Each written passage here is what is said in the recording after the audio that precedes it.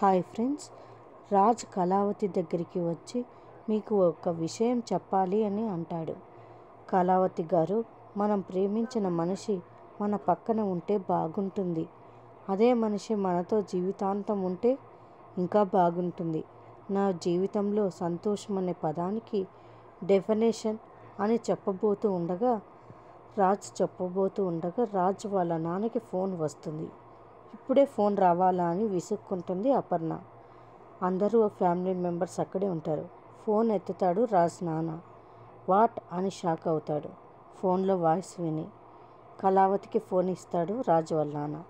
అవతల వ్యక్తి ఇలా చెప్తాడు, ఆ సిద్ధార్థ ఏదో ప్లాన్ చేస్తున్నారు మేడం అనిపిస్తుంది అంటాడు ఆ వ్యక్తి. నేను వెంటనే బయలుదేరుతున్నాను, వస్తాను అని కళావతి రాజ్ వైపు చూస్తుంది. పాపం రాజ్ చెప్పాలనుకున్నది ఆగిపోతుంది. మరిన్ని అప్డేట్స్ కోసం ప్లీజ్ సబ్స్క్రైబ్ చేయండి.